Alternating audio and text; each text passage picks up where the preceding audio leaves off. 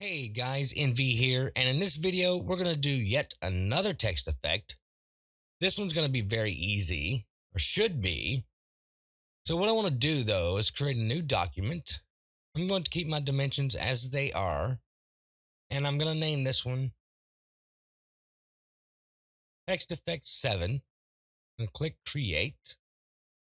And now this is an effect that I done a while back, and I really liked it. I did it for a project, and I want to recreate that if I can, if all goes well. So what I want to do is go to the fill and adjustment icon and click solid color. And I have a color here that's a red. And you can copy the value to that right here. Click OK. And I'm going to double click on the background white layer here and just click OK and delete it. And I'm going to put this in a folder. I'm going to hold Alt Shift, click on the folder icon and name this BG for background. Make another folder. I'm going to Alt click on the folder and name it text, just like so. And I'm going to go ahead and tap the T key on the keyboard. And let's make it well, it was gray. That's fine, I guess. Let's keep it right there. And I'm going to click in there and I'm going to name this, let me redo that. Click. I'm going to name this just text 7. Literally type out the word 7. And I'm going to size it up a little bit, probably about 85, I think. No, I'm going to go much bigger than that, actually. Let's go with something like that, I believe. Maybe a little bigger. There we go. And I want to change the font. Let's say, that looks pretty cool. I think it's called Aviano Future, something like that. And I want to make it bold. And might have to scale it down. That's pretty large there. A little too big for me there. Maybe a little more. Let's say about 90. Click OK or confirm it with the check mark. Center that in a document. I like to have everything centered. And I'm gonna put that in a folder. Alt Shift, and I'm gonna call this original. Okay. I'm gonna duplicate that folder, and I'm gonna name this face. We'll see why in a moment. And I'm gonna right click on that, convert to smart object. I'm gonna duplicate this folder. I'm gonna call this one, let me hide the original. I'm gonna call this one sides. Okay. And on the face font here on a folder, I'm gonna go to FX and go to solid color. Okay. I'm gonna make it a little bit lighter. Something like that. I believe. Click OK and OK. Click on the sides, and I'm not going to worry about that right now. What I'm going to do is tap the V key real quick. Now, what I want to do is nudge this down a couple times. So I'm zooming in so I can see how it works, how well I can see it taking effect. Hold the Control Alt key down and right arrow all at the same time. I'm going to tap the right and down arrow a couple of times. So here we go. About 12 times. Okay. And keep it like it is. And I'm going to change the color to that. Okay. Go to FX icon, color overlay. And I want to make it a little darker. Okay. Something like that. Confirm that. And there we go. Okay. Kind of creates a little 3D-ish look to it. Now, what I want to do now is go to the FX icon, the face folder here. Go back to the FX and go to stroke. Let me zoom in a little bit more. And I want to make that, let's see. I want to keep it a center and I want to make it about 2. And I want to go to the sides, FX, stroke again. And I want to make this one probably outside, sorry. And I'll make that, I don't know, looks a little big and it looks odd in some of those angles there. I mean, sides. We'll say two on that one, maybe three. I need to see what's going on with that. Yeah, it looks a little too much. It's very odd. Um, but mistakes happen. Things happen. It's just the way it goes. Not much we can do about it. Uh, let's see. I'm gonna keep it like it is. Keep it on outside instead of center. Click OK, and just leave it like it is. Okay. Now I'm gonna make another folder. I'm gonna call this one lines. Okay. Tap the U key on the keyboard. And what I want to do is go down to line tool right here. Okay. And I want to make it about two, I think. Now, what I'm going to do is basically um, add some, fill in these little areas here, kind of like that looks. Okay. And I'll show you what I'm talking about. You'll see what I mean and you'll see why I'm doing this. And I don't want that color. I want a black, dark color. See what color that is actually. Huh. Oops, I defaulted it. Oh, well, there we go. We've got a black.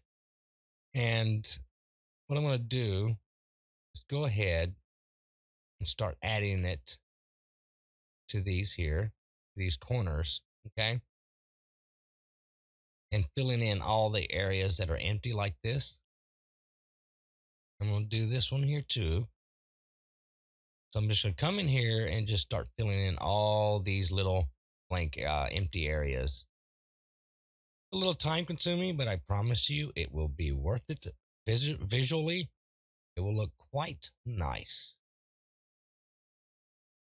And I will go ahead and stop here and show you how it looks. So look at that. See that? I'm gonna hide those. There you go. See the difference?